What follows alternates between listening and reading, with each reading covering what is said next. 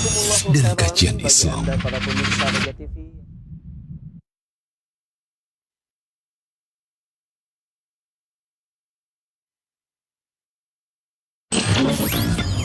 Kajian Islam ilmiah di Roja TV dan Radio Roja.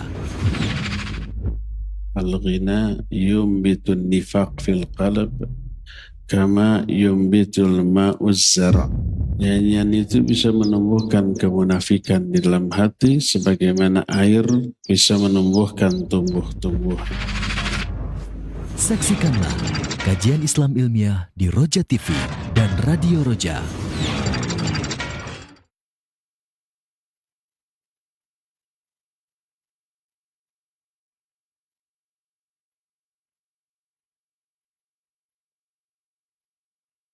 Assalamualaikum warahmatullahi wabarakatuh. Innal hamdalillah nahmaduhu wa nasta'inuhu wa nastaghfiruh wa na'udzu billahi min syururi anfusina wa sayyiati a'malina. Man yahdihillahu fala mudilla lahu wa may yudlil fala hadiya lahu. وأشهد أن لا إله إلا الله وحده لا شريك له وأشهد أن محمدا عبده ورسوله يا أيها الذين آمنوا اتقوا الله حق تقاته ولا تموتن إلا وأنتم مسلمون وبعد.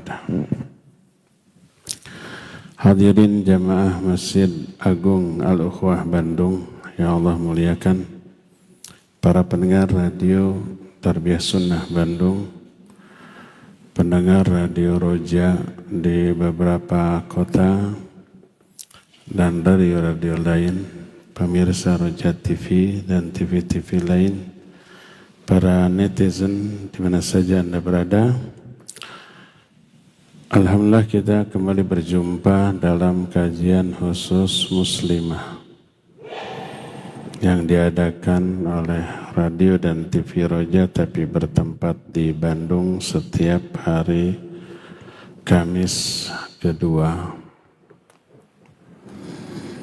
Tapi tidak terlarang bagi ikhwan untuk menghadirinya. Kitab yang kita bahas adalah Nasihati lin Nisa. Wah, nasihatku untuk para wanita. Salah satu yang harus diperhatikan oleh para wanita dan juga para laki-laki adalah bahaya dari berkhalwat. Berkhalwat maknanya berdua-dua antara laki dan perempuan yang bukan mahram. Dan ini terlarang dengan larangan yang ditekankan. Berkata Nabi SAW dalam hadis yang diriwayatkan oleh Imam Ibn Hibban, Imam At-Tabrani dan Al-Baihaqi dengan sanad yang sahih, la yakhluwanna ahadukum bi imra'atin fa inna syaitana thalithuhuma. Janganlah salah seorang di antara kalian berkhalwat dengan seorang wanita, karena setanlah yang ketiganya. Ini larangan yang ditekankan karena ada huruf nun tauqid tsaqilah di akhirnya. Asalnya la yakhlu ahadukum bi imra'atin. Masuk huruf nun tauqid, jadi la yakhluwanna ahadukum. Benar-benar jangan sampai berkhalwat salah seorang di antara kalian. Dan larangan yang ditegaskan ini menunjukkan kepada keharaman yang sangat. Lalu Nabi SAW memberi illat, memberi sebab terlarangnya hal itu dengan mengatakan fa inna syaitana thalithuhuma, karena setan yang ketiganya. Makna setan yang ketiganya adalah setan itu akan menggoda, membujuk, merayu mereka berdua sehingga terjerumus ke dalam larangan yang jauh lebih besar sampai kepada perzinahan. La taqrabu zina innahu kana fahishata wa sa'a sabila. Jangan kalian mendekati zina. Mendekatinya terlarang, apalagi berbuatnya. Salah satu bentuk mendekati zina adalah khalwat. Ini larangan dari Quran yang menekankan terlarangnya mendekati zina termasuk khalwat. Innahu kana fahishata wa sa'a sabila, karena hal itu merupakan perbuatan fahisyah, keji, dan gaya hidup yang sangat buruk. Berkhalwat termasuk salah satu tanda minimal berkurangnya iman, bahkan bisa hilang keimanan. Kalau orang itu beriman, imannya akan mendorong dia untuk menjauhi khalwat.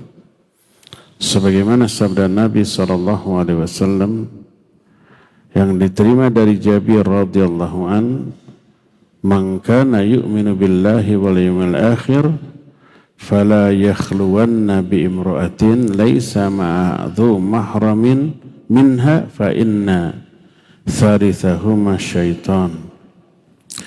Siapa orang yang beriman kepada Allah dan hari akhir, maka jangan dia berkhalwat dengan seorang wanita tanpa adanya mahram, karena syaitanlah yang ketiganya. Hadis ini riwayat Imam Ahmad dalam kitab Musnadnya dan sanadnya sahih sebagaimana kesahihannya dijelaskan dalam kitab Irwaul Ghalil. Jadi siapa yang beriman kepada Allah dan hari akhir jangan berkhalwat, menunjukkan salah satu wujud dari iman kepada Allah dan hari akhir adalah menjauhi berkhalwat, menunjukkan khalwat mengurangi keimanan. Dalam hadis lain yang diriwayatkan oleh Imam Bukhari dan Muslim, Nabi SAW bersabda, "La yakhluwanna rajulun bi imra'atin illa ma'adhi mahramin." Janganlah seseorang laki-laki berkhalwat berdua-dua dengan seorang wanita kecuali ada mahramnya.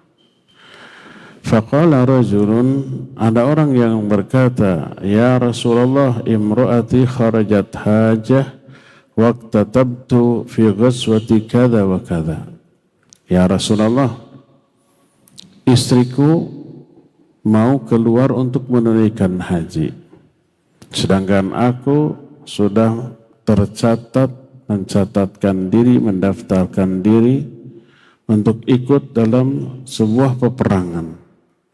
Aku perang, istriku haji. Apa kata Nabi SAW? Irji fahajja ma'imra'atik. Kamu pulang, hajilah kamu bersama istrimu.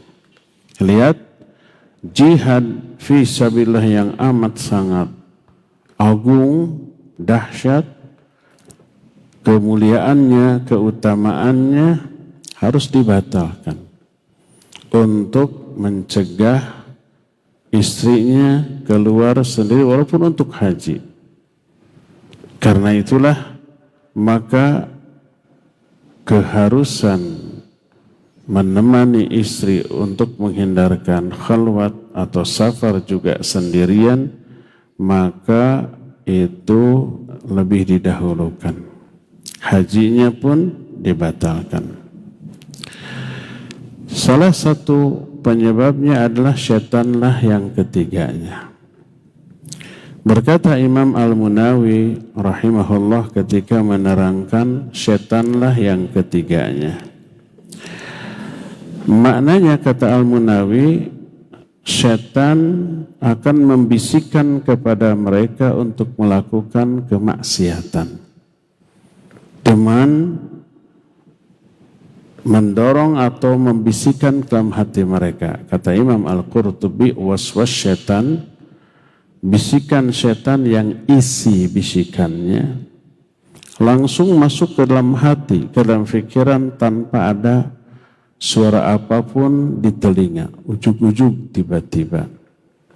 Terlebih bahwa kata Imam Asy-Syaukani rahimahullah dalam kitab Nailul Awtar, disebabkan karena laki-laki menyenangi wanita dan sebaliknya wanita diciptakan untuk memiliki kecenderungan, kenyamanan terhadap laki-laki. Zuyyina lin-nasi hubbus syahawati minan nisa. Dihiasi hati laki-laki dengan hubus syahwat, mencintai syahwat terhadap para wanita, wal banin, dan kepada anak-anak. Terus disebut kepada harta, emas, perak, dan seterusnya dari kesenangan dunia. Orang laki-laki semuanya suka, tapi didahulukan wanita. Zuyyina lin-nasi hubus syahawati minan nisa wal banin wal qanatiril muqantarati minadh dhahabi wal fiddah. Didahulukan, disebutkan wanita, menunjukkan kecintaan syahwat terbesar laki-laki adalah wanita. Semua yang lainnya baik harta kekayaan, jabatan, pangkat, popularitas itu dikejar untuk mendukung ikhtiar dia untuk memikat kaum wanita. Dan wanita disebut sebagai sesuatu yang lebih dahulu di dalam ayat tadi yang memiliki fitnah terbesar. Berkata Nabi SAW dalam hadis riwayat Imam Bukhari dalam kitab Sahih Bukhari, ma taraktu ba'di fitnatan adharru 'ala rijal minan nisa. Tidaklah aku tinggalkan sepeninggalku fitnah yang lebih berbahaya bagi laki-laki dibanding kaum wanita, dibanding fitnah terhadap wanita. Bahkan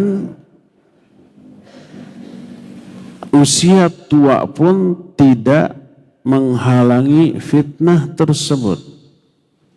Sebagaimana Sa'id bin Al-Musayyib rahimahullahu ta'ala, usianya sudah sepuh, sudah tua, sudah lebih dari 80 tahun. Beliau menyatakan, laqad balagtu 80 sanah wa ana akhwafu ma akhafu 'alan nisa. Usiaku sudah sampai 80 tahun, tapi hal yang paling aku takutkan adalah para wanita. Sehingga dalam riwayat lain Sa'id bin Al-Musayyib menyatakan, ma khiftu 'ala nafsi syai'an makhafatan nisa. Aku tidak pernah merasa takut atas diriku terhadap sesuatu pun seperti takutku kepada para wanita. Maksudnya fitnah yang ditimbulkan oleh para wanita. Ada sahabat-sahabatnya yang bertanya, ya Aba Muhammad, inna mithlaka la yuridun nisa wa la turiduhun nisa. Wahai Abu Muhammad, orang sepertimu sudah tua, sudah renta, sudah 80 tahun lebih, kan tidak memiliki keinginan kepada wanita, dan wanita pun tidak juga berhasrat kepadamu. Nyaris tak ada wanita yang punya hasrat syahwat kepada aki-aki yang usianya sudah 80 tahun. Tapi kenapa Sa'id bin Al-Musayyib ini amat sangat takut terhadap fitnah wanita? Beliau menyatakan, huwa ma aqulu lakum. Seperti yang sudah aku katakan kepada paling takut. Sampai seorang yang amat sangat menjaga diri namanya Imran Atha bin Abi Rabah berkata, lawi tumintu ala baiti malin lakuntu aminan wala amunu nafsi ala ammatin syuha. Seandainya aku diamanati untuk menjaga baitul mal, harta umat, aku yakin bisa amanah. Tapi aku tidak akan merasa aman kalau aku harus menjaga seorang budak wanita yang cantik. Berkata Imam Az-Zahabi rahimahullahu ta'ala ketika mengomentari perkataan Atha ini, sadaqa rahimahullahu ta'ala. Fil hadis, ala yakhluwanna rajulun bi imra'atin fa inna thalithahuma syaitan. Benarlah Atha rahimahullah, karena dalam hadis Nabi SAW menyatakan tak boleh laki-laki berdua-dua dengan wanita karena yang ketiganya adalah syaitan. Berkata Ahmad bin A'sam Al-Antaqi rahimahullah, man kana billahi a'raf kana minhu akhwaf. Siapa orang yang lebih mengenal Allah, maka dia akan lebih takut kepada Allah, takut terhadap larangan, termasuk larangan berdua-dua dengan wanita. Sampai Atha pun seperti itu, atau itu lebih baik diberi amanah berupa baitul mal dengan harta yang sangat banyak, tak ada orang yang tahu apabila dia mau mengambil di luar sepengetahuan orang lain. Tapi dia yakin aku bisa amanah, menjaga ada harta haram yang masuk ke dalamnya, ke dalam badannya. Tapi ketika diamanati menjaga wanita yang cantik, maka aku tidak merasa aman dari fitnahnya. Siapa Atha? Atha ini disebut oleh Imam Ibnu Jurayj, kanal masjid firasyu Atha isrina sana wa kana min ahsanin nasi sholatan. Atha itu orang yang tinggal di masjid sampai selama 20 tahun. Dan dia orang yang paling bagus sholatnya, paling rajin. Kenapa dia tinggal di masjid? Ingin memperbanyak sholat. Tidak hanya yang fardu, yang sunnah pun dia lakukan. Orang yang menjaga sholatnya disebut min ahsanin nasi sholatan, orang yang paling bagus sholatnya. Dari segala segi, ya rajin dari segi kuantitas. Semua sholat ditataan. Artinya dilaksanakan, tak ada yang kelewat sholat sunat, apalagi yang fardu. Dan kualitas dari sholatnya diakui sebagai orang yang paling bagus kualitas sholatnya. Kekhusyuannya sesuai dengan sunnahnya dan lain-lain. Orang yang amat sangat menjaga sholatnya, menjaga agamanya, menjaga iman, otomatis akhlaknya juga mulia. Dia menyatakan, kalau saya diberi amanah menjaga baitul mal, maka saya akan bisa amanah. Tapi ketika saya diharuskan menjaga wanita yang cantik, maka saya tidak yakin merasa aman akan fitnahnya. Karena itu maka nggak boleh seseorang merasakan kepedean terhadap imannya. Saya mah imannya terjaga, nggak akan tergoda dengan wanita. Nggak boleh, nggak akan tergoda dengan fitnah. Semua jenis fitnah wajib dijauhi, baik fitnah syahwat ataupun fitnah syubhat. Kalau fitnah syahwat tadi terhadap wanita, dilarang berkhulwat. Nanti ada pembahasan ikhtilat dan seterusnya. Termasuk fitnah syubhat. Artinya syubhat itu kerancuan dalam agama. Jaga kemurnian, kebenaran pemahaman agama kita. Jangan sampai terkontaminasi oleh pemikiran-pemikiran yang membuat pemahaman agama, keyakinan agama kita melenceng dengan cara bergaul dengan orang-orang yang agamanya menyimpang. Kata Nabi SAW, al-mar'u ala dini khalili falyanzur ahadukum ayyukhalil. Seseorang itu agamanya amat sangat akan dipengaruhi oleh agama kawannya. Termasuk pemahamannya dipengaruhi, termasuk pengamalan dari agamanya dipengaruhi. Kalau bergaul dengan orang yang agamanya buruk, baik pemahamannya menyimpang ataupun pengamalan agamanya buruk, melalaikan sholat, melalaikan ibadah, melanggar larangan, bergaul dengan dia, bisa terpengaruh kita, kebawa lalai, kebawa menyimpang. Apalagi berguru kepada orang yang agamanya, pemahamannya menyimpang. Oh, ini luar biasa. Para ulama menyatakan al-ilmu dinun fanduru min aina akhaltum dinakum. Ilmu ini adalah agama. Maka perhatikan dari siapa kalian mengambil agama kalian. Termasuk kata Nabi SAW, nanti kelak ketika Dajjal keluar, ada pemuda yang teramat sangat kepedean atas imannya dan pemahamannya. Ketika mendengar Dajjal keluar, dia mencari untuk bertemu dengan Dajjal, untuk dilawan, dan dia ingin menjadi orang yang mati syahid dengan syahid yang paling agung. Memarahi Dajjal biar Dajjal membunuhnya. Apa yang terjadi? Dia menyimpang dari wasiat Nabi SAW.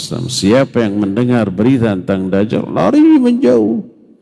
Ini malah mencari. Setelah ketemu yang tadinya awalnya mau memeranginya agar dia terbunuh di tangan Dajjal, ternyata akhirnya menjadi pengikut setia Dajjal.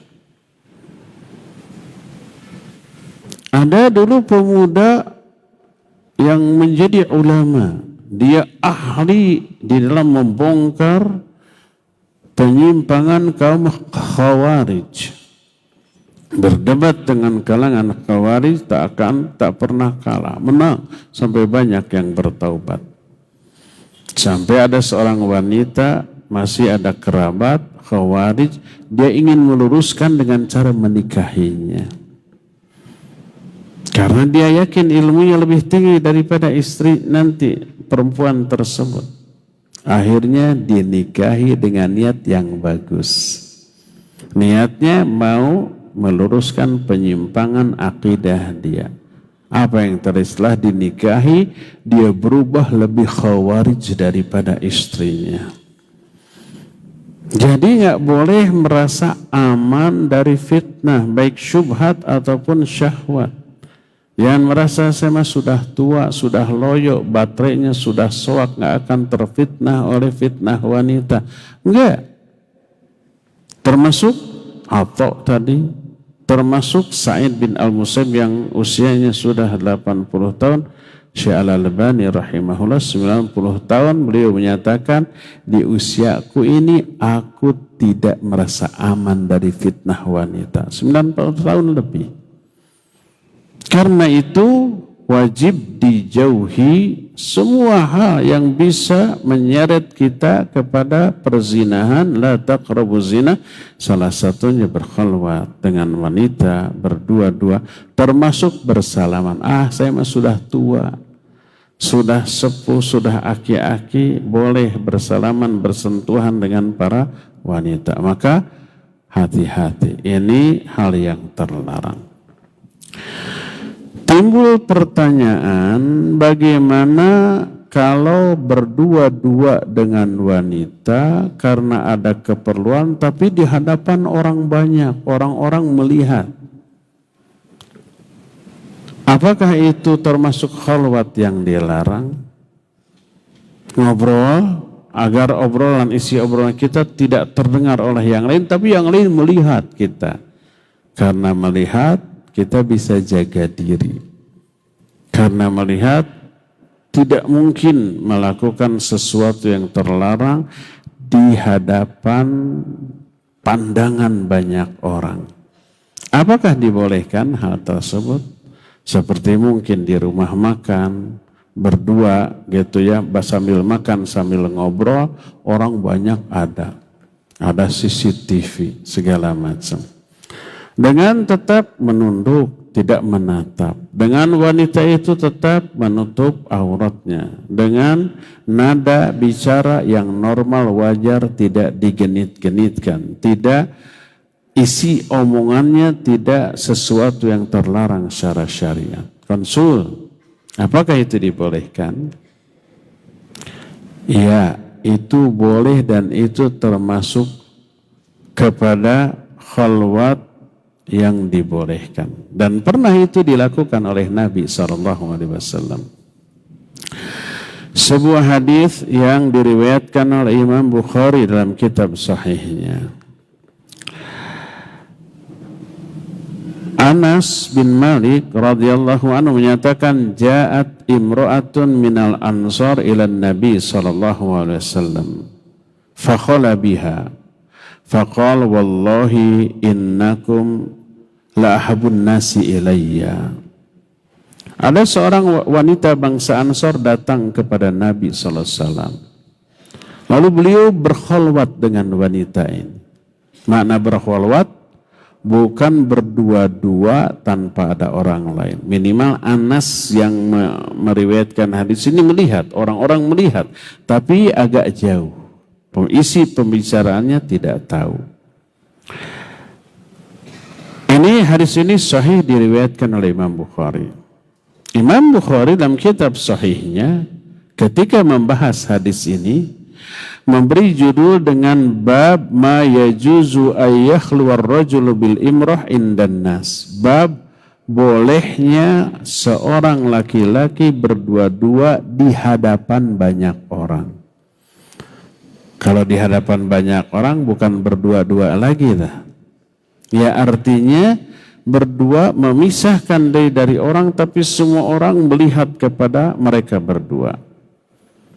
Berkata Imam Ibnu Hajar al-Asqalani dalam kitab Fathul Bari Syarah Sahih Bukhari,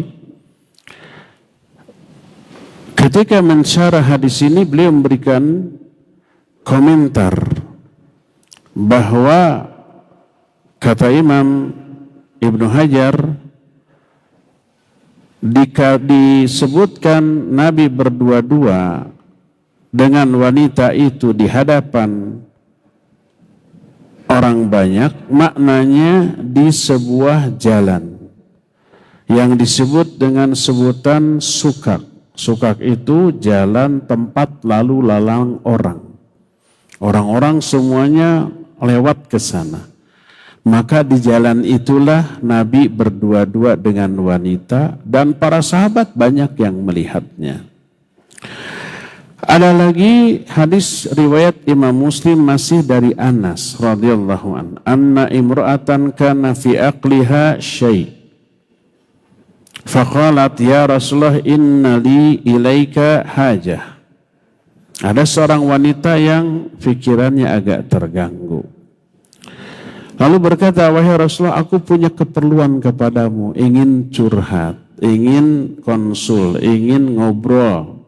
Tapi orang lain jangan tahu, jangan melihat, jangan mendengar isi obrolannya.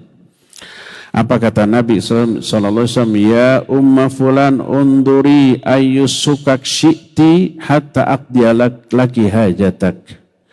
Wahai ummu fulan, terserah di jalan mana kamu inginkan pertemuan kita, aku akan penuhi keinginanmu. Makna sukak di jalan ramai, tidak mungkin berdua-dua. Orang lalu lalang di sana. Fakhalla ma'aha fi ba'di turuq hatta faragat min hajatiha. Lalu Nabi berkholwat bersama wanita itu di pinggir jalan sampai hajatnya, curhatnya, konsulnya terpenuhi.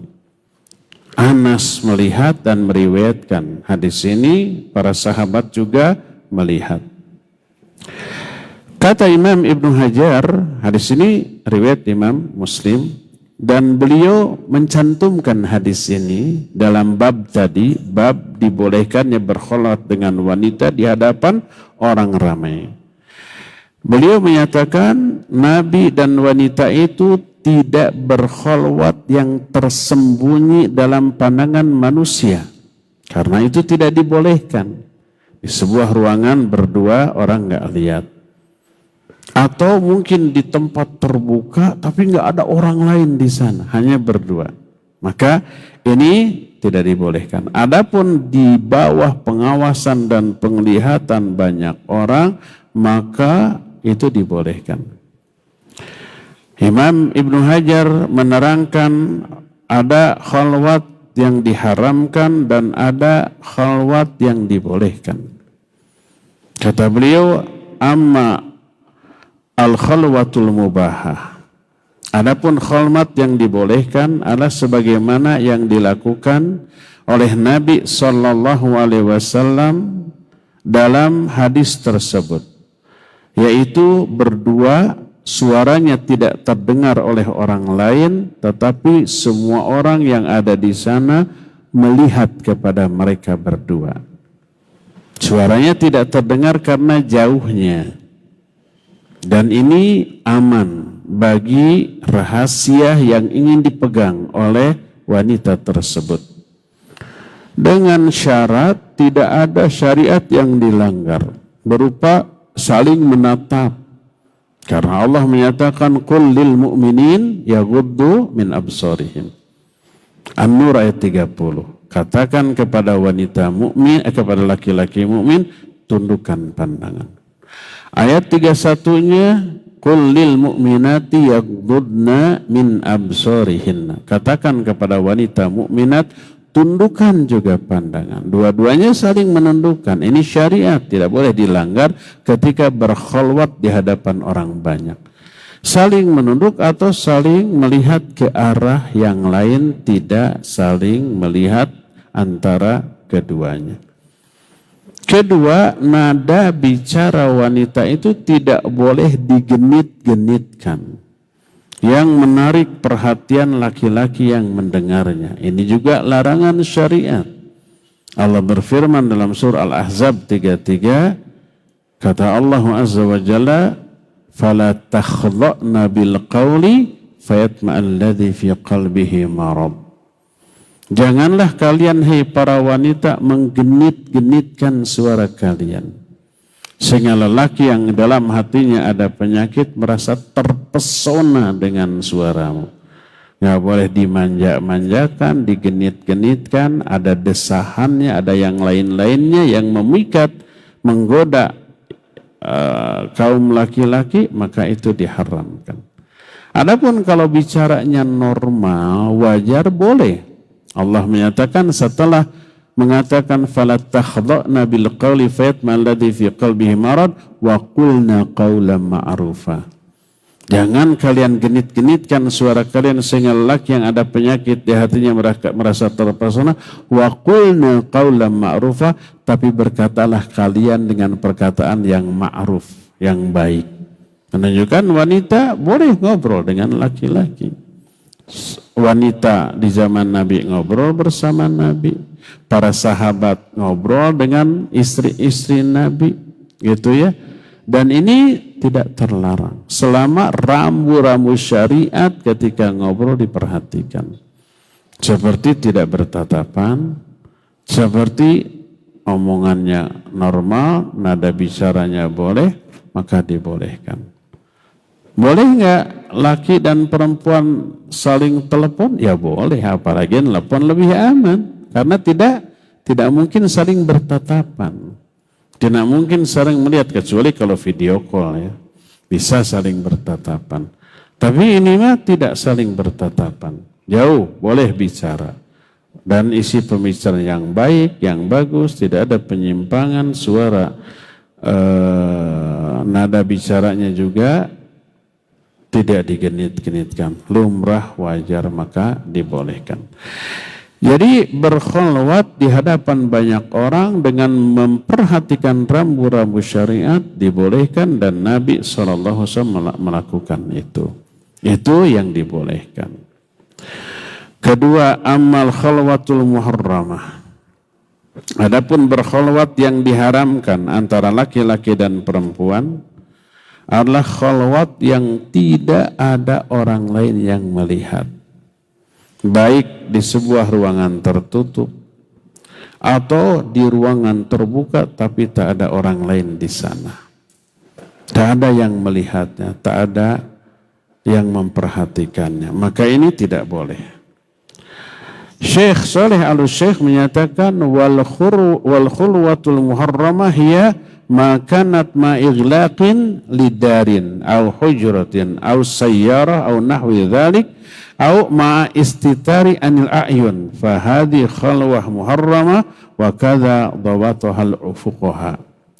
Adapun khalwat yang diharamkan adalah khalwat dengan ditutupnya ruangan tempat mereka bertemu atau di dalam mobil kendaraan hanya berdua-dua atau di tempat terbuka tapi diturunkan sater. Sater itu penghalang gordeng. Saternya bisa berupa gordeng kain atau berupa kayu gitu berdua-dua. Orang-orang tidak melihat seperti umpamanya di masjid ini. Di masjid ini banyak orang, tapi dua orang mojok dihalangi oleh hijab umpama. Orang tidak melihat, maka tidak boleh. Laki dengan perempuan berdua-dua di sana. Karena itu termasuk kholwat di luar pengawasan banyak orang tentang hal itu. Nah, ini semuanya rincian dari kalangan para ulama. Fahadhi khalwah muharramah wa kadza dawabatuhal fuqaha.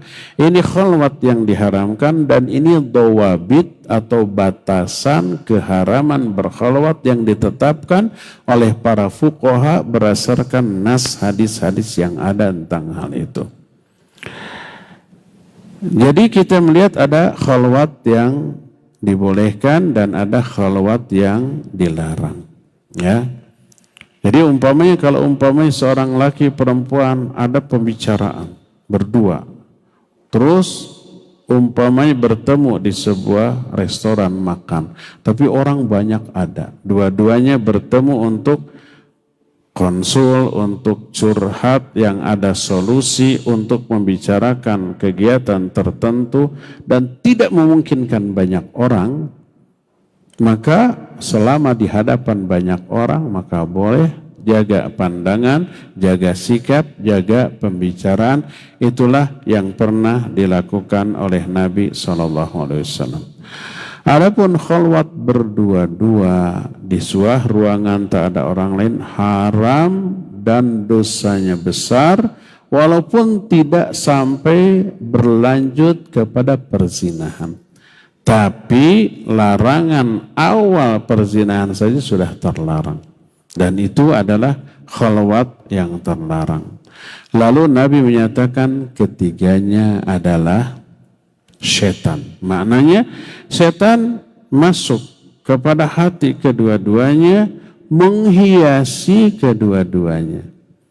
Awalnya orang yang dilihat dari pasangan di pertemuan itu tidak terlihat istimewa.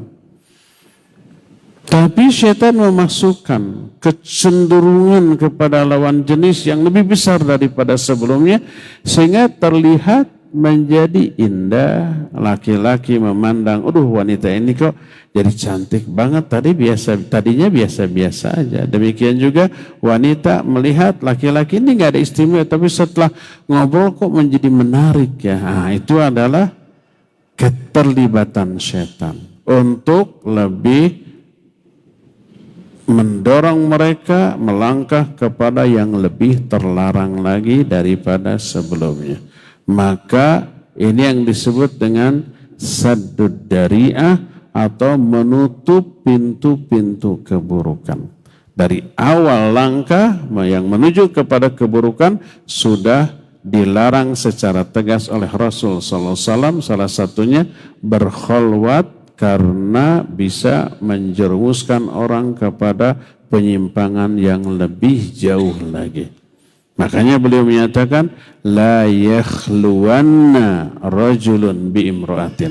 Benar-benar jangan sampai berkholwat seseorang laki-laki dengan seorang perempuan, fa inna syaitana thalithuhuma, karena syaitanlah yang ketiganya. Ingat, jangan sampai dijadikan bahan guyonan. Kita nggak berdua, ada orang ketiga kok setan jadi aman.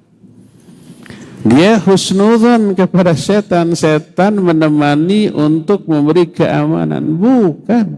Wajib suudzon kepada setan. Setan ada pasti untuk menggoda. Sama dengan kata Nabi SAW ketika shaf sholat rapat. Jangan renggang. Karena nanti setan nyelip-nyelip. Jangan sampai husnudzon. Biarkan setan datang nyelip ikut sholat. Ibadah. Ini ada kasus nyata suatu saat dulu, mungkin lebih dari 10 tahun lalu sebelum COVID. Saya diundang oleh sebuah kantor untuk memberi tausiah ba'da sholat duhur sampai jam 1. Pas datang panitianya ngomong, Ustaz tolong bahas keutamaan merapatkan shaf. Kenapa? Ustadz yang hari kemarin datang ke sini bilang kalau sholat jangan rapat, biarkan renggang. Karena kata Nabi setan datang nyelip di antara renggang itu. Jadi biarkan biarkan tempat renggang agar setan datang ikut sholat bersama-sama kita.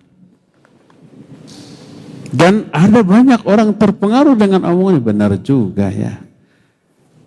Nah itu kan keliru besar. Husnudzon kepada setan. Kata Nabi, jangan renggang, rapatkan. Kata dia, renggang, jangan rapat, biar setan ikut sholat. Dia mengira setan datang nyelip di tengah-tengah shaf yang renggang itu untuk sholat. Keliru, setan datang bukan untuk sholat, tapi untuk mengganggu orang di dalam sholat. Makanya Nabi SAW melarang merenggangkan, menyuruh merapatkan biar setan tidak nyelip untuk mengganggu, biar sholat kita lebih bagus, lebih berkualitas tanpa godaan setan. Dengan tanpa godaan setan aja susah khusyuk, apalagi dengan adanya godaan setan. Jadi jangan husnudzon kepada setan. Wajib kita suudzon kepada setan, karena setan musuh yang nyata bagi kita dan sangat amat ingin menjerumuskan kita. Inilah larangan pertama yang kita bahas hari ini, larangan berkholwat berdua-dua antara laki dan wanita di tempat yang tidak ada orang lain yang melihatnya. Adapun kalau ada orang lain melihat atau wanita itu ditemani oleh mahramnya, atau umpamanya boleh nggak seorang laki-laki bertemu dengan wanita tapi beberapa orang, ya tentu saja lebih boleh lagi. Atau seorang wanita bertemu dengan beberapa laki-laki dengan menjaga pandangan, tidak berkhalwat dan seterusnya, ya itu juga dibolehkan karena ada beberapa riwayat tentang hal itu, di mana seorang wanita datang kepada Nabi yang sedang berkerumun dengan laki-laki yang banyak. Di antaranya Asma binti Yazid. Dia seorang pemberani, wanita lain pemalu. Dia sering disuruh oleh wanita-wanita untuk datang bertanya kepada Nabi SAW. Nabi sedang ngumpul dengan para sahabat, datang Asma binti Yazid. bukan Asma binti Abi Bakar. Lalu berkata, ya Rasulullah, inni rasulu mawwaroi minan nisa yaqulna biqauli. Ya Rasulullah, aku utusan para wanita yang ada di belakangku tuh. Mereka berbicara dengan pembicaraanku, aku mewakili omongan mereka. Lalu bertanya, innallaha ba'athaka ila rijali wan nisa fa amanna bik wa taba'naka. Allah mengutus engkau kepada laki juga wanita. Kami para wanita juga beriman dan mengikuti engkau. Wa inna rijala fuddilu bisolatil jum'ah wa syuhudil janazah wa jihad fi sabilillah. Para laki-laki diberi kemuliaan dengan disyariatkannya sholat Jumat, mengurus jenazah sampai ke pemakaman, jihad fi sabilillah. 3 ini tidak disyariatkan bagi laki-laki. Bagi wanita, wanita nggak sholat Jumat, wanita nggak boleh ngurus sampai ke pemakaman, wanita juga tidak disyariatkan jihad. Para 3-tiganya amalan utama. Wa idza jahadu fi sabilillah rabbaina amwalahum wa auladahum. Ketika para wanita laki-laki jihad di jalan Allah, kami para wanita yang menjaga anak mereka, harta mereka. Afanusyarikum fil ajr? Apa kami memiliki pahala yang sama dengan para laki-laki yang jihad? Itu Asma datang sendirian ke kerumunan Nabi dan para sahabat. Nabi tidak mengusirnya, sana. Enggak. Dilayani, didengarkan dan direspon. Kata Nabi, hal sami'tum maqalata imra'atin tas'alu an amri diniha ahsan min hada? Apakah kalian, hai para sahabat, pernah mendengar enggak pertanyaan seorang wanita yang bertanya tentang agama yang lebih baik daripada pertanyaan wanita ini? Para sahabat menjawab tidak. Lalu beliau menjawab, insarifi ya Asma, pulang kamu Asma. Wakhbari mawwaraik minan nisa, kabarkan, beritahukan kepada wanita di belakangmu bahwa usaha bagusnya sikap kalian kepada suami-suami kalian dan ikhtiar kalian di dalam mencari keriduan suami kalian, ta'dilu kullama dzakarti, itu sebanding dengan keutamaan amal-amal yang kamu sebutkan tadi, pahalanya. Lalu Asma pun pergi dan menyampaikan. Dan ini menjadi dalil kalau ada seorang wanita bertemu dengan banyak laki-laki, ya ini dibolehkan. Asal sekali lagi rambu-rambu syariat berupa ghadul basar, kemudian menjaga nada bicara dan sikap selama bertemu tetap dijaga, ya. Inilah pembicaraan kita di sore hari tentang khalwat, nanti tentang khalwat, nanti tentang ikhtilat. Ada pembicaraan khusus yang akan kita bahas di pertemuan yang akan datang. Sore hari ini cukup sampai di sini dan kita masuki sesi tanya jawab. Wa sallallahu ala nabiyina Muhammadin wa ala alihi wa ashabihi wassalam. Walaupun ini kajian roja, tapi pertanyaan untuk khusus hari Kamis dipersilakan untuk jamaah yang hadir, tidak melalui host yang ada di sana. Pertanyaan pertama. Assalamualaikum warahmatullahi wabarakatuh. Waalaikumsalam warahmatullahi wabarakatuh. Ustaz, bagaimana kalau kita berfoto berdua dengan lawan jenis, apakah berdosa? Bagus, boleh, asal suami istri. Boleh. Kalau bukan suami istri ya jangan, nanti fitnah. Tapi ketika di fotonya orang-orang melihat, ya ketika itunya dibolehkan. Tapi setelah jadi foto kan cuma berdua. Dan itu bisa digoreng oleh orang-orang yang tidak suka untuk menjadi bahan fitnah, ya. Hindarkan.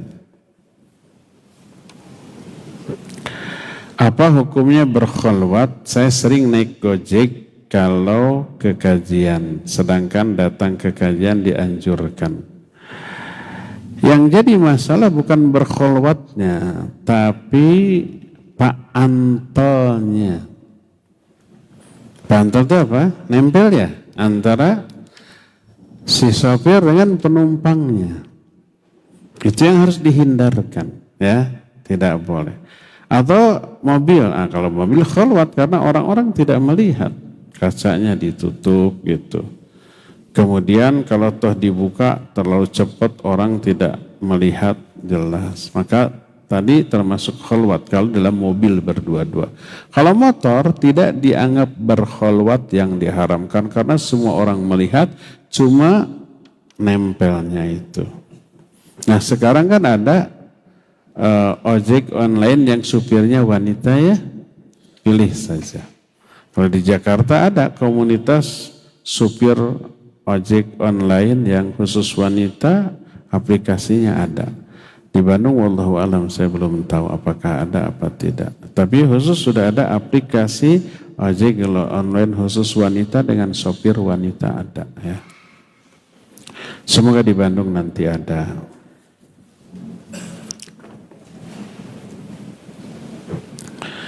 Bagaimana hukumnya seorang ojol laki-laki membawa penumpang perempuan? Tadi bukan masalah khalwatnya. Kalau khalwatnya tidak.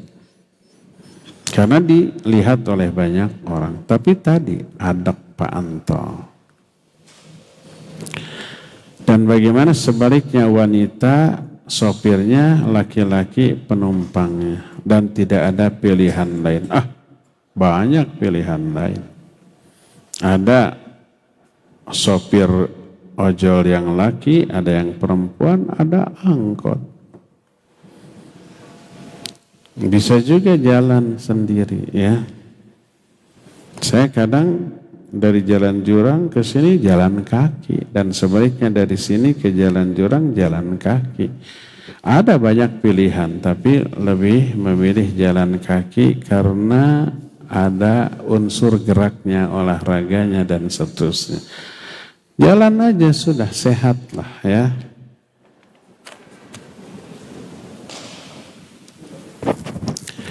Bolehkah saudari akhwat membuka kaos kakinya di depan saudara ikhwan yang bukan mahram seperti sepupu? Nggak boleh. Kaki tumit aurat. Berdasarkan nas ayat dan hadis yang banyak. Di antaranya Al-Quran surah An-Nur ayat 31. Di kalimat terakhir Allah menyatakan wala yadribna bi arjulihinna liyu'lama ma yukhfina min zinatihinna.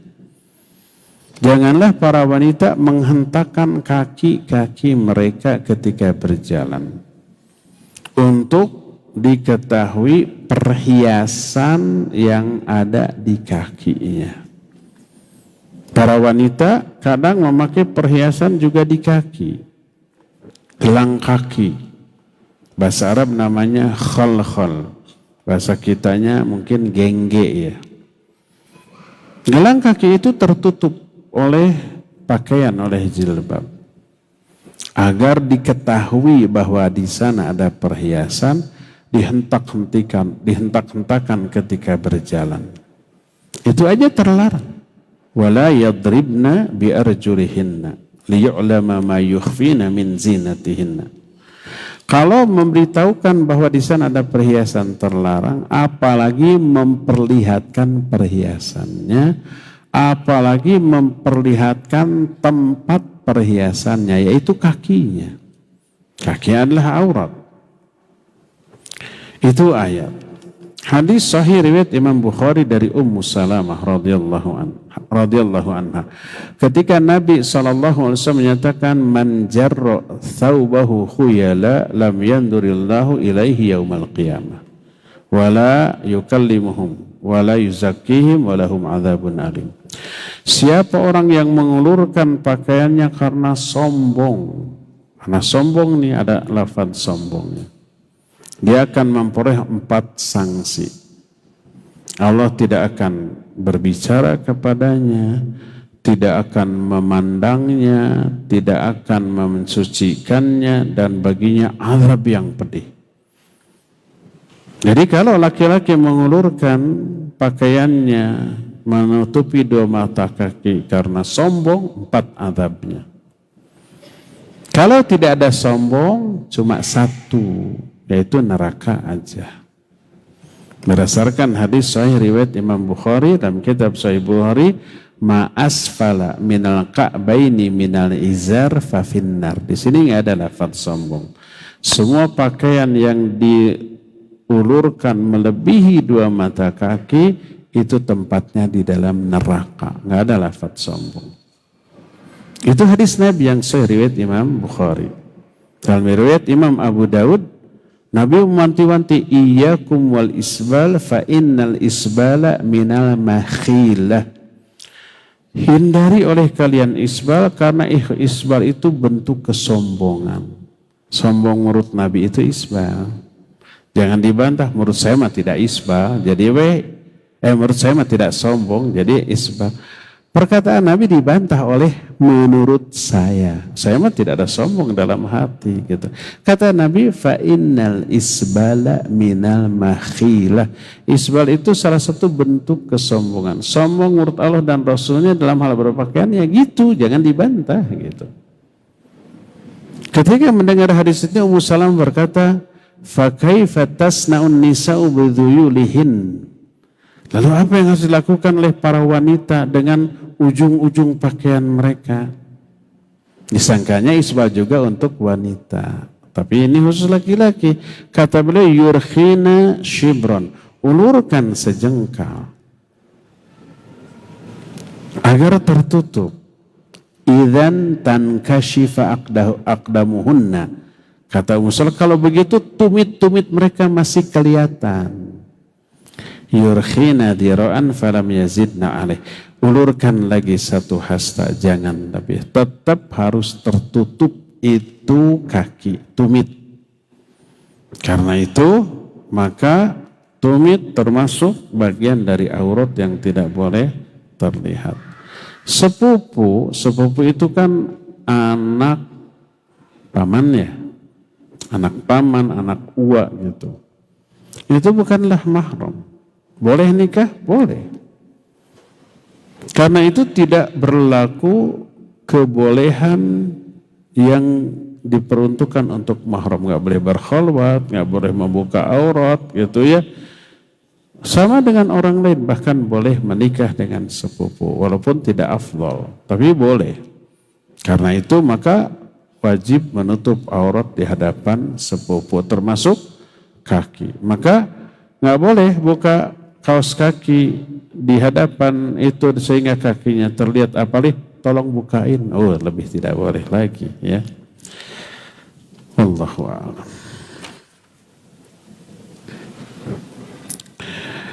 Kalau berdaun dengan berduaan. Kalau berduaan dengan perempuan yang seperti laki-laki, tomboy, itu bagaimana? Dan membuka aurat atau terbuka aurat di depan perempuan tomboy, apakah itu boleh? Iya. Pertama, tomboy disebut dengan sebutan al-mutarajjilah birrijal, wanita yang menyerupai laki-laki. Dan itu terlaknat. Pertama untuk si tomboynya itu sendiri ya.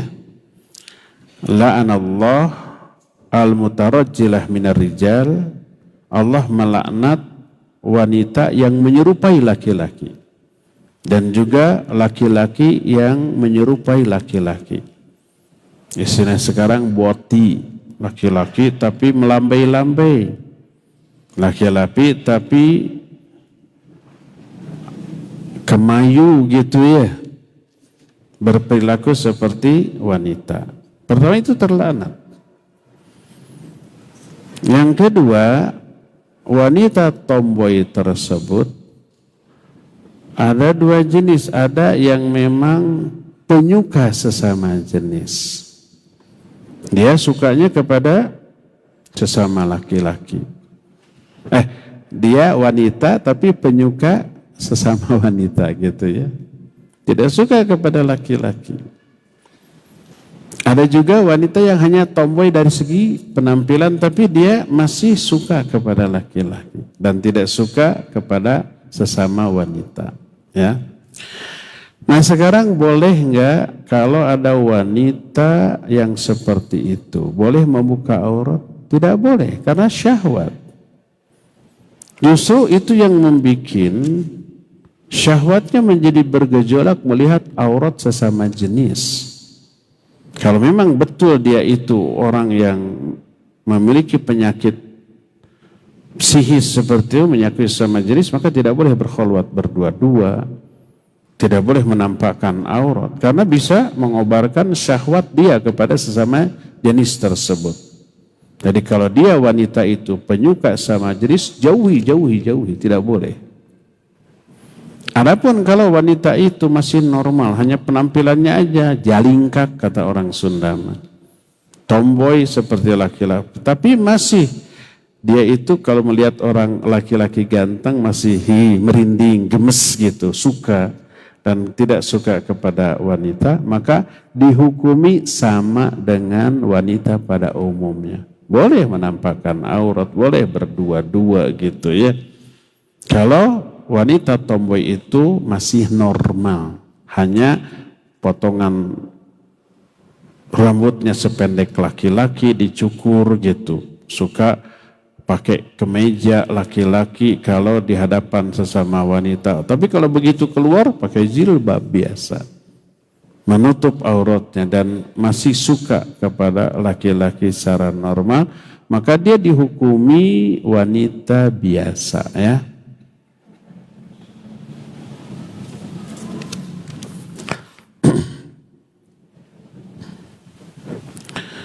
Apa pendapat Pak Ustadz terkait mutawif saat umroh yang memegang lengan dan memeluk erat jamaah perempuan dari belakang dengan alasan membantu untuk bisa mencium hajar aswad? Apa ini diperbolehkan?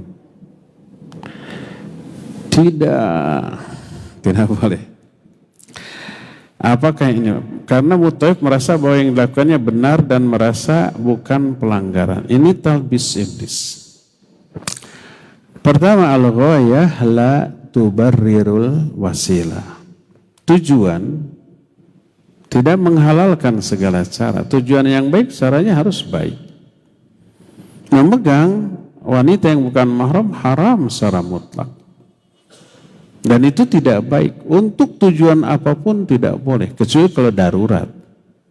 Yang mengancam nyawa. Sampai seorang wanita mau nyebur ke kolam yang dalam dan wanita itu tidak bisa berenang. Kita ada, boleh kita langsung samber. Itu mah nyawa taruhan. Atau wanita mau jatuh dari atas. Kalau jatuh ke bawah bisa mati, kita ada di sana, disamber. Nggak mungkin mengandalkan wanita lain di sana. Boleh kalau itu darurat. Karena taruhannya nyawa. Adapun ketika tawaf pertama, mencium hajar aswad sunnah. Yang sunnah tidak boleh diraih kalau caranya haram. Seperti untuk mencium hajar aswad sampai nyikut orang. Ngedorong, mukul, didorong sampai terjengkang, itu nggak boleh. Untuk mengejar yang sunnah sampai melanggar yang haram, maka tetap dosa, tidak boleh. Wanita tak perlu memaksakan diri untuk mencium hajar aswad, karena dipastikan melanggar yang haram, berkholwat, berikhtilat, berdesak-desakan dengan kaum laki-laki, padahal itu bisa dihindarkan. Kecuali yang tidak bisa dihindarkan seperti selama tawaf bareng-bareng sama laki-laki, kadang bersentuhan tak sengaja. Pertama tak sengaja, kedua itu memang tidak bisa dihindarkan. Adapun mencium hajar aswad bisa kita hindarkan, nggak perlu mencium karena itu sunnah. Tidak menjadi bagian rukun, wajib, syarat sahnya tawaf, tidak, sunnah saja. Kalau bisa menyentuh tanpa madarat silakan, menyentuh, cium, kalau enggak sentuh dengan tangan, cium tangannya, kalau enggak isyarat dari jauh, sudah. Kalau isyarat dari jauh enggak perlu dicium tangan yang berisyarat. Itu yang pertama. Kedua, aneh kalau ada mutawif menyempatkan jamaahnya untuk mencium hajar aswad. Pertama lama, kedua susah, ketiga kan banyakan. Dia mencium hajar aswad satu orang, yang lain apa? Dia menunggu atau ngantri semua. Gak mungkin kalau ngantri, bisa jam-jaman dan belum tentu berhasil. Jadi fokus saja tawaf sudah. Setelah itu sa'i, setelah itu tahallul. Gitu. Sudah. Besoknya kalau wanita boleh tawaf di tempat di areal Ka'bah. Kalau laki-laki harus memakai kain ihram sekarang. Tapi jangan pura-pura umroh agar bisa tawaf di areal Ka'bah, nggak boleh. Membohongi diri sendiri, membohongi para petugas, mengambil hak orang-orang yang sedang tawaf umroh, maka tidak boleh. Ya, sudah, pasrah dengan kondisi yang ada, dengan mematuhi aturan yang ada, sudah. Jadi nggak boleh mutawif memegang jamaah wanita untuk mencium hajar aswad yang hukumnya sunnah tapi melanggar syariat dengan alasan darurat. Enggak itu enggak darurat. Apakah kalau enggak mencium hajar aswad mati? Kan enggak. Kecuali kalau begitu, saya kalau enggak mencium hajar aswad mati, itu mau beda lagi. Tapi enggak mungkin ada kasus itu. Tidak boleh ya. Mutawif memegang tubuh wanita yang bukan mahramnya hanya karena ingin mencium hajar aswad. Apalagi ada suaminya atau mahramnya yang menyertai. Kalau mau mahramnya aja, jangan si mutawifnya. Jadi tidak ada alasan bagi mutawif untuk memeluk jamaahnya hanya karena agar bisa mencium hajar aswad. Tetap dosa dua-duanya ya. Mutawif merasa benar yang dilakukannya itu benar, bukan pelanggaran. Ini talbis iblis.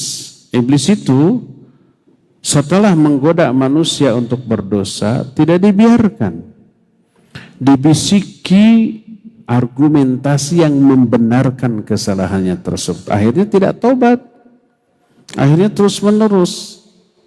Imam Ibnu Katsir rahimahullah ketika menafsirkan ayat tentang ciri-ciri orang bertakwa dalam surah Ali Imran, orang bertakwa salah satunya alladzina walladzina idza fa'alu fahishatan aw dzalamu anfusahum dzakarullaha fastaghfaru lidzunubihim wa ma yaghfiru dzunuba illallah wa lam yusirru ala ma fa'alu wa hum ya'lamun. Orang bertakwa orang yang apabila mereka berbuat perbuatan keji atau zalim kepada diri sendiri, mereka cepat ingat kepada Allah dan minta ampun atas dosa-dosanya. Walam yusiru ala ma fa'alu wa hum ya'lamun. Mereka tidak terus-menerus di atas dosa itu padahal tahu itu dosa. Ini orang bertakwa. Begitu terjerumus ke dalam dosa langsung tobat. Kata Imam Ibnu Katsir, ada satu riwayat Nabi menyatakan qala iblis berkata, ahlaktun nas bidzunub wa ahlakuni bila ilaha illallah wal istighfar. Aku binasakan manusia dengan dosa-dosa, digoda agar manusia berdosa, dengan itu mereka binasa. Wa ahlakuni bila ilaha illallah wal istighfar, tapi sayang manusia menghancurkan upayaku dengan mengatakan la ilaha illallah dan istighfar. Setelah berdosa, tobat, terhapus dosanya, dapat pahala dari tobatnya. Falamma ra'aitu dzalik, ketika aku melihat hal itu, ahlaktuhum bil ahwa, aku binasakan mereka dengan hawa nafsu, aku bisikan kepada mereka hawa nafsu yang membenarkan apa yang sudah dilakukannya, fayahsabuna annahum minal muhtadin, lalu mereka menyangka bahwa mereka itu melakukan kebenaran sesuai dengan petunjuk. Jadi menganggap benar terhadap kesalahannya itu jebakan iblis. Akhirnya tidak bersalah, tidak tobat, terus menerus. Modus itu. Akhirnya ditawari, ayo siapa yang Bisa yang mau mencium hajar aswad saya pegangin. Modus itu memanfaatkan kesempitan dalam kesempatan. Terbalik, memanfaatkan kesempatan dalam kesempitan. Nggak boleh ya, jangan. Terakhir, Ustaz, apakah perbuatan nusyuz istri kepada suami seperti tidak taat, bernada tinggi, bisa menjadi penyebab doa-doa suami tidak diijabah oleh Allah? Iya. Ada hadis yang sahih hadis ini. Kata Nabi SAW, thalathatun idza da'allaha lam yastajib lahum. 3 golongan manusia, kalau mereka berdoa kepada Allah, Allah tidak akan kabulkan doa mereka. Sekali lagi ini hadis Nabi yang sahih. Jangan sampai ada di komentar video nanti, emangnya yang mengijabah doa itu Ustadz sotoy pisan. Ada yang begitu tuh. Ini perkataan Nabi SAW. Saya pernah menyatakan 3 golongan manusia yang sholat mereka tidak akan diterima oleh Allah. 3-tiganya saya terangkan. Itu perkataan Nabi. Di komentar ada, emangnya Ustadz tahu diterima atau tidak sholat seorang? Itu urusan Allah, jangan sotoy. Ustadz, ada yang gitu. Padahal saya bilang itu kata Nabi. Dan Nabi mengatakan itu atas wahyu. Wa ma yantiqu anil hawa in huwa illa wahyu yuha. Nabi SAW menyatakan salasatun idza da'u Allah lam yastajib lahum. 3 golongan manusia bila mereka berdoa tidak akan diijabah. Salah satu di antaranya adalah rajulun lahu imra'atun sayyi'atul khuluq wa lam yutalliqha. Seorang lelaki yang punya istri sayyi'atul khuluq, akhlaknya bejat, nusyuz, durhaka, walam yutalliqha, tapi tidak diceraikan juga. Maka selama itu doanya tidak akan dikabul oleh Allah SWT. Makanya kalau ada istri yang akhlaknya buruk, ada 3 tahapan dalam Al-Quran. Wallati takhafuna nusyuzahunna fa'idhuhunna. Wanita-wanita yang kamu khawatirkan akan berbuat nusyuz, durhaka, didik mereka, bina, nasihati. Kalau sudah dibina, dinasihati tidak berubah, wahjuruhunna fil madaji, tingkatkan lagi pembinaannya. Pisah tempat tidur, jangan tidur bareng. Kata Ibnu Abbas, la yukallimuha wa la yuhaddithuha, tidak ditanya, tidak diajak bicara, dibiarkan. Itu namanya hajar. Hajar itu bukan dihajar, hajar itu didiamkan, dibiarkan. Wahjuruhunna fil madaji, pisah tempat tidur, tidak tidur bareng, dan biarkan, jangan ajak ngomong. Itu tahapan kedua. Kalau tahapan kedua ini juga tidak berubah, si wanita itu durhaka, malah lebih keenakan, asik, sekarang nggak ada yang bawel, apapun yang dilakukan istri dibiarkan.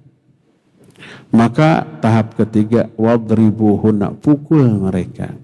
Al-Quran membolehkan suami memukul istrinya. Asal tahapannya terakhir ini, jurus pamungkas.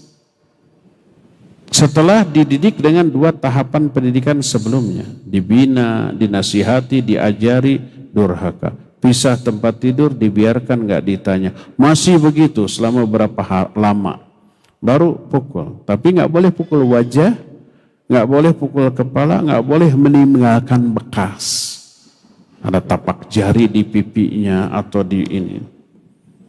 Maka itu bisa kena undang-undang KDRT. Wanita itu ke polisi, mana bukti? Nih ada, nah, bisa diproses. Tapi kalau nggak ada bekas nggak bisa. Nanti polisi itu kalau mau bertanya mana buktinya, ayo divisum.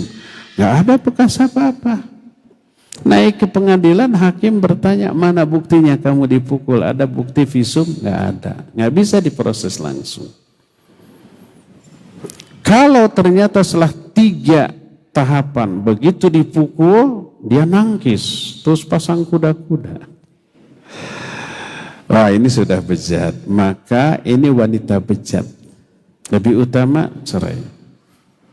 Kalau dipertahankan awet tapi rajin. Dan selama itu doanya tidak akan dikabul. Ini yang menyebabkan Umar menyuruh anaknya menceraikan istrinya. Pak, Ibnu Umar itu masih sayang ke istrinya. Ibnu Umar bingung. Ini bapak yang nyuruh. Wajib birrul walidain. Ceraikan istrimu. Tapi masih mencintainya. Bingung dia. Datang kepada Nabi SAW. Apa kata Nabi SAW? Ati' abaka. Taati bapamu, ceraikan istrimu. Dan Nabi yakin Umar menyuruh anaknya menceraikan istrinya pasti alasannya syar'i, bukan sentimen pribadi. Pasti ada sisi-sisi syariat yang menjadi alasan lebih baik diceraikan. Ceraikan istrimu, diceraikan. Jadi kalau alasannya syar'i, ya setelah dididik, dibina nggak berubah-ubah, maka silakan. Selama istrinya bejat, nusyuz, durhaka, selama itu doa suami tidak dikabulkan. Thalathatun idza da'awallaha lam yastajib lahum. 3 golongan manusia bila berdoa maka Allah tak akan kabulkan doa. Salah satunya rajulun lahu imra'atun sayyatul khuluq wa lam yutalliqha. Laki-laki yang punya istri yang durhaka, nusyuz, akhlaknya buruk, tidak diceraikan juga. Adapun kalau wanita itu tidak nusud, nurut, kemudian tiba-tiba diceraikan, zalim, ini nggak boleh ya. Kalau tidak ada alasan syar'i untuk menceraikan, lalu diceraikan, maka itu zalim, maka tidak boleh. Wallahu a'lam bishawab. Cukup ya sampai di sini. Insyaallah kita akan jumpa kembali besok di tempat yang sama, waktu yang sama, membahas masalah tauhid yang disiarkan oleh radio dan TV Roja secara nasional. Wa sallallahu ala nabiyina Muhammadin wa ala alihi wa ashabihi wasallam. Wassalamualaikum warahmatullahi wabarakatuh. Subhanakallahumma wa bihamdika asyhadu an la ilaha illa anta astaghfiruka.